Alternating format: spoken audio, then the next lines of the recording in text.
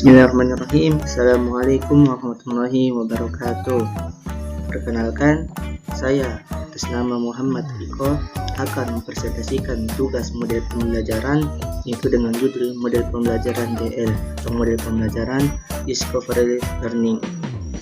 Nah, selanjutnya ini dia. Pada pembahasan kita kali ini setidaknya akan ada 4 poin yang akan kita bahas nantinya. Pertama itu pengertian model pembelajaran, yang kedua pembelajaran model Discovery Learning itu seperti apa pengertiannya, dan yang ketiga sintaks atau langkah-langkah yang ada pada pembelajaran model Discovery Learning ada berapa dan seperti apa, dan yang terakhir kita masuk kepada kelebihan dan kekurangan dari model pembelajaran Discovery Learning atau yang disingkat dengan DL. Baik, kita lanjut. Nah, oke, sekarang kita masuk ke poin pertama, yaitu pengertian model pembelajaran. Nah, apa sih pengertian model pembelajaran itu? Nah, model pembelajaran adalah sebuah cara yang dilakukan oleh guru dalam melaksanakan suatu pembelajaran agar konsep yang disajikan dapat dipahami oleh peserta didik.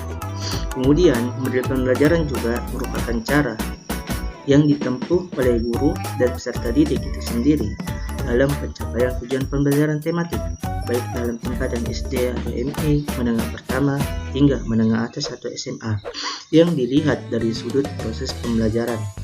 Nah, guru harus memahami betul proses pelaksanaan model pembelajaran yang akan nantinya digunakan dalam proses pembelajaran itu sendiri. Nah, adapun pada kesempatan kali ini kita hanya akan membahas satu saja model pembelajaran, yaitu model pembelajaran Discovery Learning atau yang disingkat dengan DL. Baik, dan langsung saja kita masuk ke model pembelajaran Discovery Learning.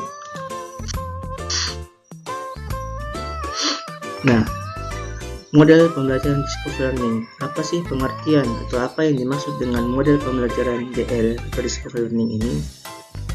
Menurut Saifuddin, model pembelajaran DL atau Discovery Learning adalah sebuah proses pembelajaran yang terjadi pada peserta didik tidak disajikan dengan bentuk filenya, tetapi melalui proses menemukan. Nah, secara sederhana dapat dipahami bahwa model pembelajaran Discovery Learning ini adalah model pembelajaran berbasis penemuan.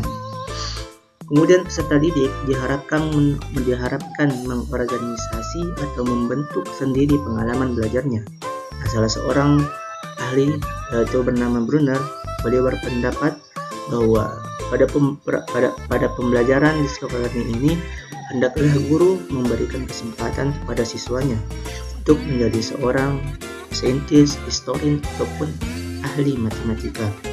Maka dapat disimpulkan bahwa model pembelajaran DL merupakan cara atau proses pembelajaran yang dapat membantu peserta didik untuk belajar lebih mandiri dengan melakukan penemuan-penemuan yang ada di sekitarnya. Itulah pengertian model pembelajaran DL. Selanjutnya kita masuk ke saya ulang, mari kita masuk ke poin ketiga, sintaks atau langkah-langkah model pembelajaran DL. Nah, sintaks atau langkah-langkah DL ini yaitu ada 6. Yang pertama, stimulan, pemberian rangsangan atau memberikan pencegahan-pencegahan berupa pertanyaan-pertanyaan. Kemudian kedua, problem statement atau mengidentifikasi masalah. Kemudian yang ketiga, data collection, yaitu mengumpulkan data. Yang keempat, data processing, yaitu mengolah data. Dan yang kelima, verification, yaitu pembuktian atau membuktikan data tadi, apakah datanya valid atau sebaliknya tidak valid. Yang terakhir, generalization atau menarik kesimpulan, itu menyimpulkan hasil dari keseluruhan yang dilakukan pada langkah-langkah tadi sebelumnya.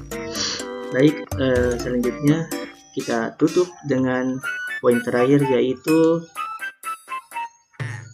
kelebihan dan kekurangan Discovery Learning. Nah, menurut Saifuddin, kelebihan model DL ini yaitu ada 5. Yang pertama, membantu peserta didik untuk memperbaiki dan meningkatkan keterampilan dan proses-proses kognitif atau proses-proses pengetahuan atau pemikiran peserta didik. Kemudian yang kedua, itu pengetahuan yang diperoleh melalui model pembelajaran ini sangat pribadi dan ampuh karena dapat menguatkan pengertian, ingatan, dan pentransferan. Kemudian yang ketiga yaitu menimbulkan rasa senang pada peserta didik karena tumbuhnya rasa menyelidiki dan berhasil. Yang keempat, model ini memungkinkan peserta didik berkembang dengan sangat cepat dan sesuai dengan kecepatannya sendiri. Kemudian yang terakhir, menyebabkan peserta didik mengarahkan kegiatan pembelajaran sendiri, yaitu melibatkan akalnya yang dengan itu dapat memotivasi dirinya sendiri. Kemudian kekurangannya. Nah, selanjutnya kekurangan model pembelajaran DL atau Discovery Learning. Menurut Kostnan, beliau menguraikan beberapa kekurangan dari model DL ini, yaitu ada 3. Nah, yang pertama, menyita banyak waktu karena seorang guru dituntut mengubah kebiasaan mengajarnya yang umumnya hanya sebagai memberi informasi saja, tetapi berubah menjadi seorang fasilitator, motivator, dan pembimbing. Sehingga tadi tentunya membutuhkan banyak waktu dan juga membutuhkan tenaga yang lebih. Kemudian 2, kemampuan berpikir rasional peserta didik yang ada masih terbatas. Artinya apa? Artinya dalam proses atau model pembelajaran DL ini yaitu sangatlah tidak mudah untuk diterapkan. Kemudian yang terakhir dan yang ketiga yaitu tidak semua peserta didik dapat mengikuti pelajaran dengan penerapan model pembelajaran ini. Mengapa? Karena tadi tiap individu atau tiap peserta didik itu memiliki kemampuan berpikir rasional yang berbeda-beda antara peserta didik yang satu dengan peserta didik yang lainnya. Nah, itulah kekurangan dari saya, ya, kekurangan dari saya dan juga kekurangan dari model pembelajaran DL ini menurut Kostnan tadi. Selanjutnya sebagai akhir, mari kita sama-sama simpulkan pembahasan kita pada kesempatan kali ini.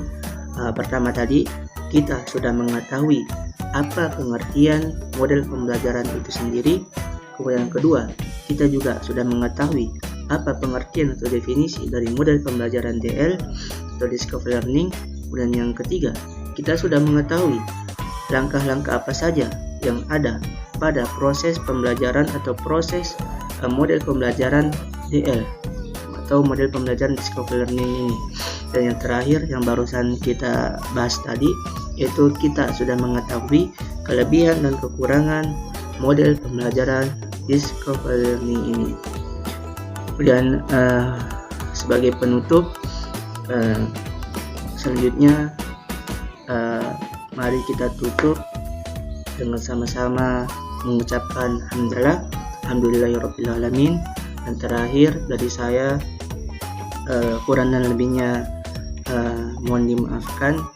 Bila ada kebenaran itu datangnya dari Allah Subhanahu wa Ta'ala, bila ada kesalahan itu datangnya mutlak dari diri saya sendiri. Selanjutnya saya izin pamit. Sekali lagi kurang dan lebihnya mohon dimaafkan. Billahi taufiq wal hidayah. Wassalamualaikum warahmatullahi wabarakatuh.